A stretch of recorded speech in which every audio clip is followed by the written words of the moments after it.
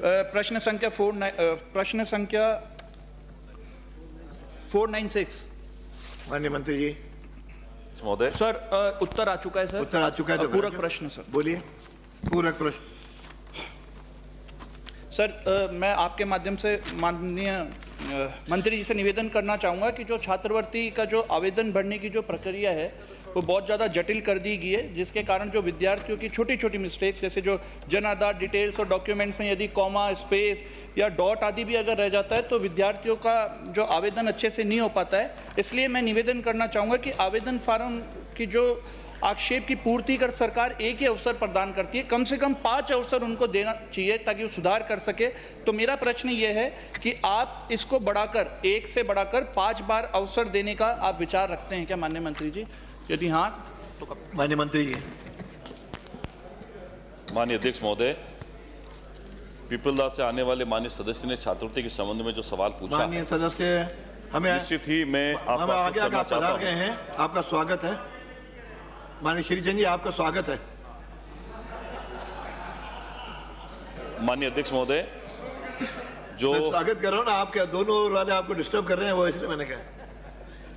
माननीय अध्यक्ष महोदय, पीपलदास से आने वाले माननीय सदस्य ने छात्रवृत्ति की आक्षेप पूर्ति के संबंध में जो सवाल पूछा है, विभाग के द्वारा छात्र जो अध्ययनरत हैं उनको छात्रवृत्ति देने के लिए इसलिए निरस्त कर दिए जाते हैं कि छात्रों के स्तर पर आक्षेप पूर्ति नहीं करना, पात्रता का नहीं होना, शैक्षणिक संस्थान द्वारा ऐसे प्रार्थना पत्र को विभाग को अग्रेसित नहीं किए जाते हैं। लगातार सरकार के द्वारा, विभाग के द्वारा उन संस्थानों को, उन छात्रों को लगातार मौका दिया जाता है कि आप आक्षेप की पूर्ति करके विभाग को भिजवाएंगे तो एक भी छात्र ऐसा नहीं होगा। अभी हमने जैसे 24-25 के लिए करंट ईयर से हमने 31 मार्च की डेडलाइन रखी है। पूर्व में भी कुछ ऐसे आपके जैसे पीपलदा क्षेत्र की बात करें तो कुछ एक ऐसे विद्यार्थी हैं जो इस आक्षेप पूर्ति नहीं करने के कारण से उनका अभी होल्ड पे रखा गया है। और जो 16-17 के बाद से 21-22 तक जिन्होंने अभी तक आक्षेप पूर्ति, उनका हमने निरस्त किया। वरना जितने भी छात्र आक्षेप पूर्ति उनको बराबर मौका दिया था, लेकिन फिर भी आपने जो कहा है कि जो एक मौका उनको देते उसके बाद 5 मौके दिए जाने चाहिए। मैं माननीय सदस्य को आश्वस्त करना चाहता हूं, ये लगातार प्रक्रिया है और इस पर भी परीक्षण करके अधिकतम मौका छात्रों को दिया जाएगा जिससे वो छात्रवृत्ति से वंचित ना रहे। माननीय सदस्य। धन्यवाद माननीय मंत्री जी। आप इसको 1 से बढ़ाकर 5 तक आप करने का कष्ट करें। दूसरा मेरा ये है साहब कि इसमें क्योंकि टेक्निकल इश्यूज बहुत ज़्यादा है, जैसा मैंने आपको बताया कि कॉमा, स्पेस, डॉट, छोटी मोटी दिक्कत भी रह जाती है तो फॉर्म भरने में दिक्कत आती है।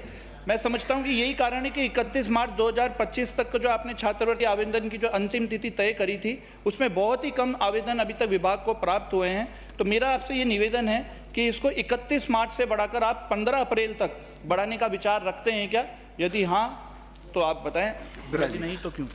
माननीय अध्यक्ष महोदय, भजनलाल शर्मा जी की सरकार यहाँ चुने हुए समस्त 200 विधायकों के जो बात है उसका सम्मान करती है और आपके साथ में जो माननीय सदस्य ने कहा है कि 31 मार्च की जो तारीख है उसको आगे बढ़ाएंगे, तो निश्चित ही मैं आश्वस्त करता हूं कि अगर छात्रों के आवेदन जितने भी हैं सही समय पर 31 मार्च तक अपलोड नहीं हुए, विभाग को नहीं भेजेंगे तो उसकी तारीख को आगे बढ़ाकर एक भी छात्र को छात्रवृत्ति से वंचित नहीं रखेंगे। एक तो सरकार तो भजनलाल शर्मा जी की है, बार बार कहने की कहाँ जरूरत है? हाँ, ना किसी को कोई एतराज थोड़ी आपकी है भाई। माननीय अध्यक्ष जी, खंड 1 में जो आपने कॉलेज विभाग की स्वीकृति का जो जिक्र किया है, मैं पूछना चाहूँगा कि कॉलेजों के अंदर कितने ऐसे आवेदन हैं जो बायोमेट्रिक की वजह से लंबित है? प्रश्न 1।